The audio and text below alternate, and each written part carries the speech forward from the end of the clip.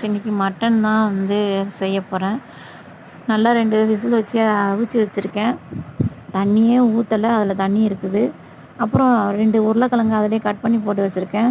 அதுக்கப்புறம் பட்டை, ஏலக்காய், கிராம்பு, அதுக்கப்புறம் வெங்காயம் 1 போட்டு எண்ணெயை சேர்த்து தாளிப்பு மாதிரி கொடுத்துட்டு அதை வந்து எடுத்து கொட்டணும். தக்காளி ஒரு 4, வெங்காயம் 4 மிக்சியில் அரைச்சி அதையும் போட்டுடணும் அந்த குக்கர்லேயே. அப்புறம் இஞ்சி பூண்டு பேஸ்ட்டு 2 டீஸ்பூன் போடணும். பச்சை மிளகா 3 போடணும். கொத்தமல்லி தழை கொஞ்சமாக போடணும். சிக்கன் குழம்பு பொடி கடையில் விற்கும் இல்லையா, அது ஒரு பேக்கெட் போட்டிருக்கேன். ஆச்சியில் உள்ளது, 10 ரூபா பேக்கெட் தான் வாங்கி போட்டேன். அதுக்கப்புறம் வந்து கரம் மசாலாலாம் காலி ஆயிடுச்சு, அதனால். அதுக்கப்புறம் உப்பு வந்து 1 டீஸ்பூன் போட்டுட்டு, ரொம்ப இல்லை, சின்ன குட்டி டீஸ்பூனில் 1 டீஸ்பூன் போட்டேன், பெரிய டீஸ்பூன் நினச்சிக்காதீங்க. அதுக்கப்புறம் 1/2 டீஸ்பூன் வந்து மஞ்சத்தூள், தனி மிளகாய்த்தூள் வந்து 1/2 டீஸ்பூன் வந்து சேர்த்துருக்கேன்.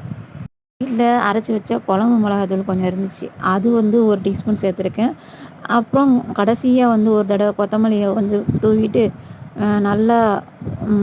நல்லா அதை வந்து மூடிடணும். 100 கிராம் எண்ணெய் வந்து சேர்த்துருக்கேன். மிக்ஸ் பண்ணி விட்டு 2 விசில் வச்சு இறக்குனா சூப்பரான ஒரு மட்டன் கிரேவி ரெடி ஆகிடுங்க. சாதம் சுட சுட போட்டு அதில் வந்து மட்டன் கிரேவியை ஊற்றி சாப்பிட்டா அவ்வளோ டேஸ்ட்டாக இருக்குங்க. நீங்களும் இதே மாதிரி ட்ரை பண்ணி பாருங்கள்.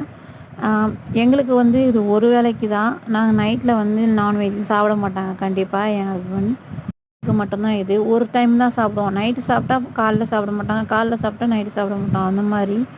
500க்கு மேலே வந்து சப்ஸ்கிரைபர் இப்போ வந்திருக்கீங்க, அல்ஹம்துலில்லாஹ். அதுக்காக எல்லாருக்கும் வந்து ரொம்ப தேங்க்ஸ் சொல்லிக்கிறேன் சப்ஸ்கிரைப் பண்ணதுக்கு. சப்ஸ்கிரைப் பண்ணாமல் பார்க்குறவங்க ப்ளீஸ் சப்ஸ்கிரைப் பண்ணிவிட்டு பாருங்கள் என்னுடைய வீடியோஸை. பயனுள்ளதாக இருக்கும்னு நான் நம்புகிறேன். நிறைய பேர் கேட்டாங்க, இப்போ ஃபோன் பழைய ஃபோன் தான், இதை வச்சுக்கிட்டே வந்து 500 சப்ஸ்கிரைபர் ரீச் பண்ணுறது பெரிய விஷயம் தான். எனக்கு முறையில் சப்ஸ்கிரைபர் வரணும்னு ஆசைப்பட்றேன்.